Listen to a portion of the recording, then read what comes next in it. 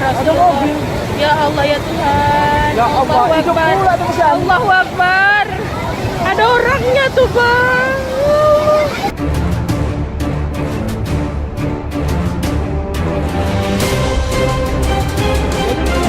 Itu ada tegakan pohon, ada lantai hutan. Kalau enggak air ya gitulah. Ya, maksudnya udah lama cerita ini 2010. Soal Bahoro itu saya buat tulisan itu, cari aja di Google juga ada, cari aja itu. Harusnya pemerintah kan tahu. Kenapa nggak peduli dia? Pemerintah ini tahu kalau ada tekan pohon ditebang itu jadi duit. Coba tengok, air Sungai Deli yang dinyatakan oleh Belanda hulunya adalah kawasan konservasi, itu dulunya itu 600 liter per detik. Nah sekarang tinggal 500. Kehilang 100 liter per detik, itu 1 tahun triliunan itu. Siapa yang ngambil?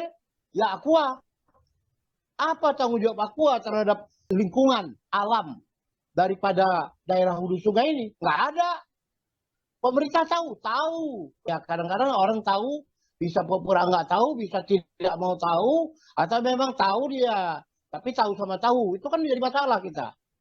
Nggak mungkin. Aku berani jamin mereka tahu hulu Sungai Deli ini berapa persen hutannya tinggal mereka tahu. Kenapa? Karena kita bisa gunakan satelit, kita bisa gunakan drone.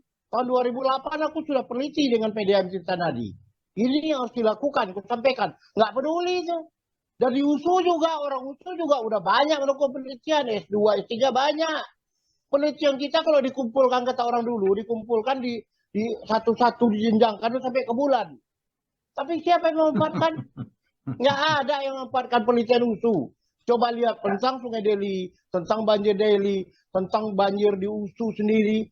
Berapa banyak sudah S2, S3 yang dihasilkan akibat bencana Sungai Deli ini. Baik, aku mau tanya sama Coach Wandi dulu. Coach, kalau kita bicara tentang penelitian apa yang disampaikan oleh Jaya tadi. Tadi kan sudah disampaikan oleh Jaya, kan barangkali tentang penelitian sudah cukup banyak. Yang sekarang kita bicarakan ini tentang bagaimana dampak kerusakan ini kan begitu. Bagaimana memperbaiki kerusakan. Kita bicara tentang sekarang ini mencari solusinya ini kan sekarang. Kalau capek, kata Jaya tadi, sudah penelitian diadakan. Coach Wandi juga mengadakan penelitian. Wara juga dari sudut sejarah mengadakan penelitian. Benny sebagai aktivis mengadakan penelitian. Kami masih hari sudah mengadakan penelitian ini kan. Dengan mengundang para pakar-pakar ini. Jadi dampak kerusakan ini yang kita harus apakan dulu, Bung Coach Wandi. Ada nggak dalam pemikiran Anda? Izin saya kembali geser. Ini adalah konsep pengendalian banjir Das Belawan, Das Deli, Das Percepat. Kanal kita belum berfungsi karena Lausimimi belum selesai, Pak. Ketika ini air dimasukkan ke sini, ini pasti banjir, Pak. Nggak ada hubungan Lausimimi dengan banjir Sungai Deli, Pak. Saya berani Ada, jamin Pak. itu. Ada, karena dia ini mereduksi, Pak.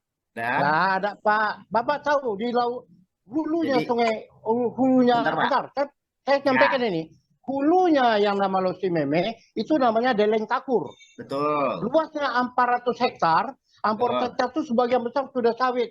Saya udah pernah ke sana. Ya. Jadi kalau ada, dari dulu saya menyatakan, kalau ada menyatakan hubungan Lausimimi dengan banjir Medan, nggak ada hubungan. Hubungannya cuma duit, lain nggak ada. Oke, Pak. Oke, Ini kan oke. ini saya secara hidrolik dulu, Pak ya. Nah, ini ketika yang namanya Deli mengalami banjir, gitu Pak ya, di tanggal yang sama. Ya, di banjir. Nah, di bersamaan juga di Percut juga mengalami banjir. Nih Pak, pecah nih Pak di sini. Ya. Itu dia Pak. Jadi kaitannya secara hidrolik, saya bicara hidrolik dulu Pak, kan gitu ya, terkait kepada yang namanya pengendalian banjir yang sudah dibangun. Kita kan bicara siapa yang pakai duit, ya silakan, tapi itu adalah konsep. Nah, yang kedua adalah persoalan kita kan cuma satu Pak. Sama seperti yang dibilang Pak Jaya tadi, kajian sangat banyak. Bahkan sudah ada kegiatan flood risk management yang sudah dibangun, yang sudah dikaji sejak 92 oleh Integrated River Basin, oleh Nippon Koi dan sebagainya. Persoalannya kan cuma satu, Pak. Implementasinya dilakukan enggak? Apalagi yang aspek non-teknis. Konservasi, kemudian fungsi ruang di dalam tata ruang apakah memang benar-benar sesuai dengan yang dibuat. Apalagi Medan, Deli Serdang, Binjai, Karo itu sudah ditetapkan oleh peraturan presiden sebagai kawasan perkotaan Mebidangro. Nah, kalau sudah bicara Mebidangro, sudah tahu lah Pak, berarti kawasan ini kawasan yang berkembang. Nah, apa alat kontrolnya, khususnya yang di hulu? Kan seperti itu Pak. Ya buktinya saya saja, sekarang kalau bisa kita lihat, hanya jalan dari Pancur Batu Pak, begitu banyak sekarang perubahan tata guna lahan terkait kepada pemanfaatan mau wisata, mau apapun, bahkan perumahan Pak. 354 km persegi Das Deli itu nggak main-main Pak. Nggak main-main, luasan tampungan yang akan dipikul oleh yang namanya Sungai Deli. Efek sedimentasi, efek dengan yang lain-lainnya. Nah, sekarang kita pertanyakan, kan ada tata ruang. Kalau nanti dia menang karena karena Das Deli berada di WS, wilayah sungai dan pengelolaan pusat, yaitu masuk dia bagian WS Belawan Ular Padang. Nah, di situ kan ada pola. Pola itu ada 5 pilar. Ada konservasi, ada daya guna. Nah, kita ini ada daya rusak, mau banjir bandang dan sebagainya. Nah, itu kan sudah ada. Cuma kan persoalannya apa? Yang melaksanakan siapa ya? Kan nggak mungkin, Pak, satu instansi. Seluruh stakeholder yang ada di dalam DAS itu wajib terlibat. Mau dia provinsi, mau dia kabupaten, mau dia kota. Di bawah pemerintahan tersebut kan punya SKPD, Pak.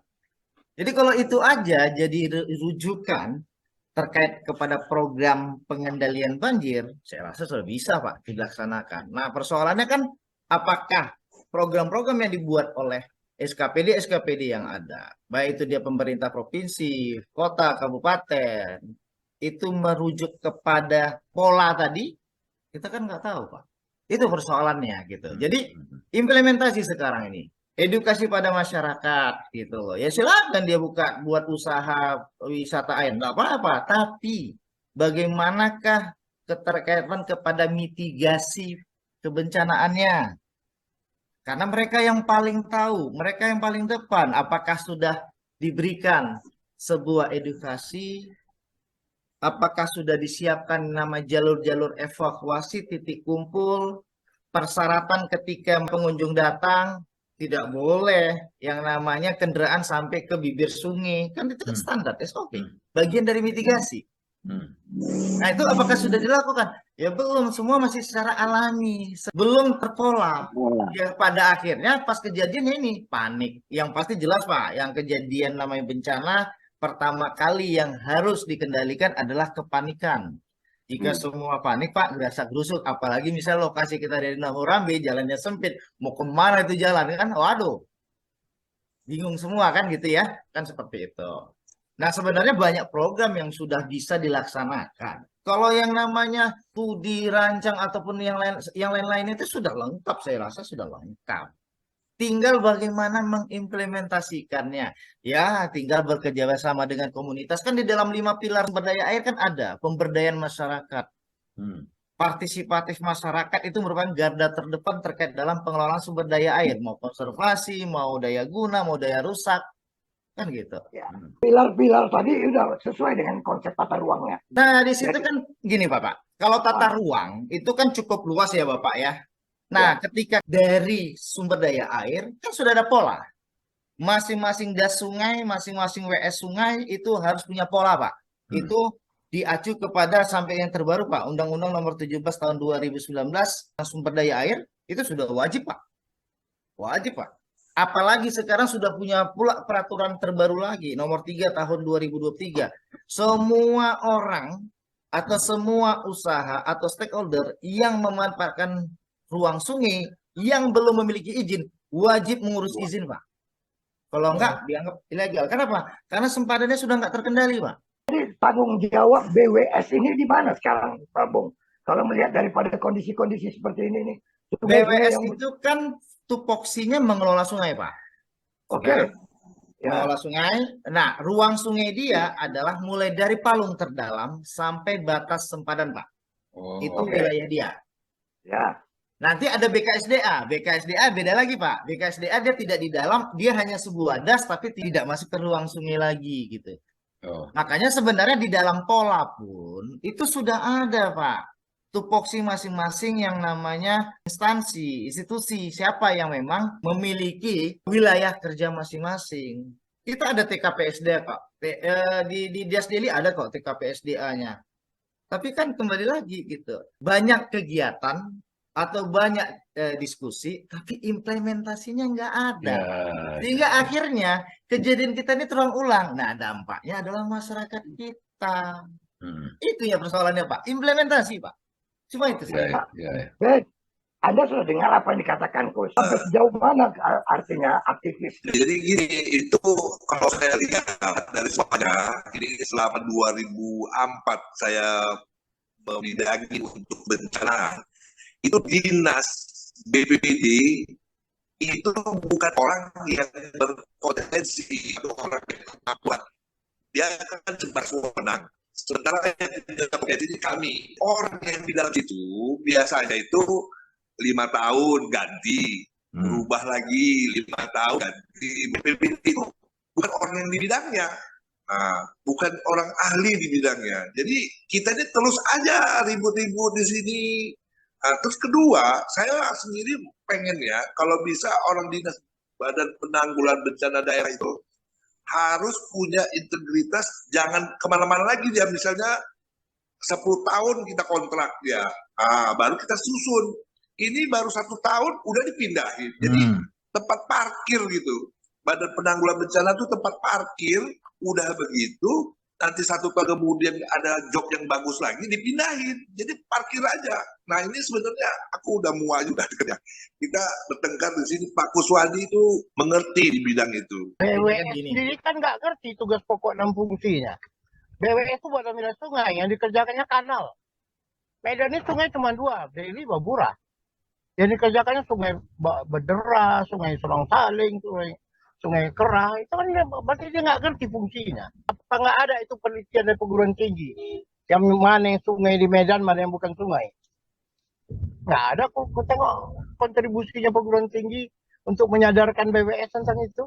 Inilah sering saya katakan di dalam konteks Negara Kesatuan Republik Indonesia ini. Belanda itu menjajah kita segelintir orang, segelintir mereka, tetapi semua bisa ditertibkannya. Kita di alam kemerdekaan ini, wah, nggak ada yang tertib. Berkaitan dengan permasalahan itu tadi, apa yang dikatakan oleh Pak Kuswandi dan Bapak ini, ya, ini kan lembaga Badan Penanggulangan Bencana, itu kan lembaga yang baru itu. Baru aja dibentuk. Belum sampai 20 tahun itu. Nah, tidak pernah ada orang yang punya kompetensi sebagai kepala membidangi hal-hal yang sudah kita bicarakan ini tadi. Sehingga inilah masalah kita. Nah, tadi seperti air dan humus yang disinggung Jaya. Itu betul. Di dalam konteks kehidupan pertanian kita sekarang, baik di kawasan Kabupaten Deri, Simalungun, Karo, dan Langkat. Ini pupuk kimia mahal loh. Jeruk-jeruk itu semua butuh pupuk. Pupuk kimia sekarang, waduh, mahalnya luar biasa. Supaya bapak-bapak tahu, tai ayam saja, satu karung, 1 goni, 30 kilo per goni itu harganya 100.000. Jadi tidak usah heran sekarang petani-petani di kabupaten-kabupaten yang saya sebutkan ini tadi, ini semua berlomba ke hutan, menggali humus kayu itu. Itulah yang sekarang paling efektif menggantikan pupuk-pupuk yang begitu mahal harganya itu tadi. Sekarang ini kalau hujan datang, itu langsung menggerus tanah. Sehingga tidak usah heran, 1 hari setelah terjadi banjir bandang di Sembahe, di atas Sembahe itu yang namanya Tekongan Amoy, itu banjir lumpur. Kemarin tuh macet 1 hari total jalan ke Brastagi. Begitu juga sebaliknya, tak bisa jalan. Karena di tengah hutan itu banjir lumpur. Bayangkan bisa banjir lumpur. Itu artinya humus-humus tadi itu sudah nggak ada lagi. Nggak ada lagi. Hujan yang turun itu langsung menggerus tanah hutan tersebut. Dan kemudian air. Astagfirullah.